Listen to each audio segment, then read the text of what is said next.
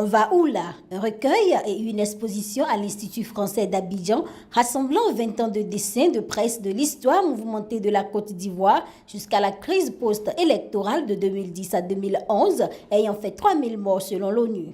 Et je trouve que le dessin en tant que justement genre d'illustration était approprié.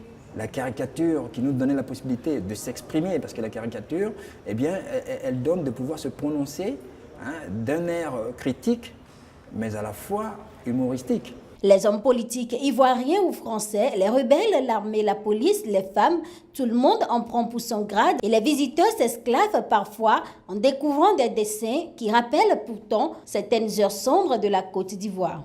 L'exposition est la bienvenue parce que ça donne une vision de ce qui s'est passé réellement pendant la situation de crise jusqu'à maintenant. La venue des casques bleus, ce qui s'est passé.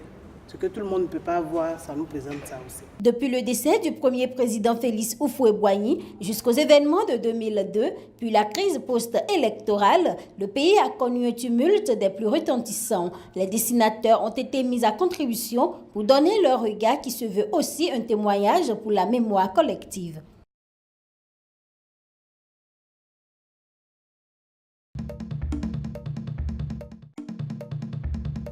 Au Zimbabwe, le prêtre Evan Moarir est devenu l'étendard d'une génération qui en a assez de la corruption et de la pauvreté dans le pays à travers une vidéo postée sur Internet accolée au hashtag #ThisFlag.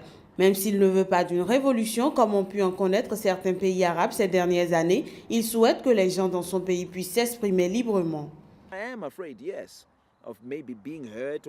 J'ai peur, oui, d'être blessé ou enlevé, ou quelque chose comme ça.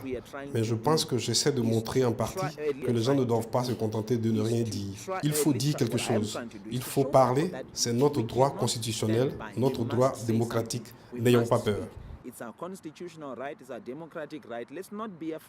À en croire l'homme de Dieu, une grande majorité de Zimbabwéens espèrent une révolution comparable au printemps arabe. Nous devons être conscients du fait que notre gouvernement est passé maître dans l'art de s'occuper des manifestants, a-t-il souligné.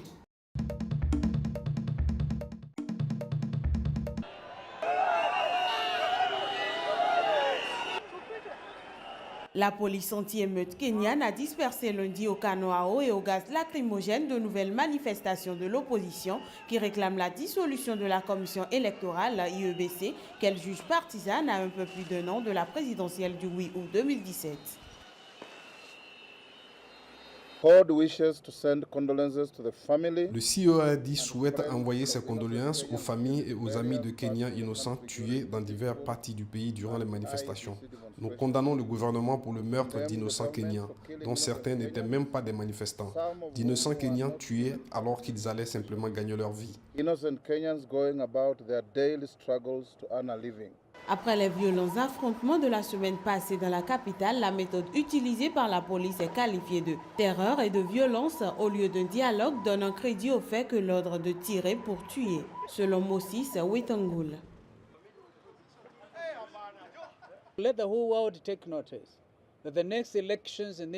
Que le monde soit témoin. Les prochaines élections dans ce pays ne seront ni libres ni justes.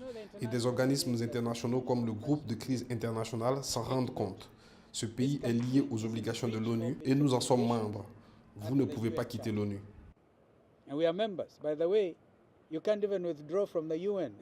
La coalition d'opposition amenée par Raila Odinga et plusieurs organisations de la société civile réclament la dissolution de l'actuelle commission électorale qui avait organisé la présidentielle de 2013, remportée par Uhuru Kenyatta. Lors de la prochaine élection présidentielle en août 2017, Kenyatta et Odinga pourraient de nouveau s'affronter.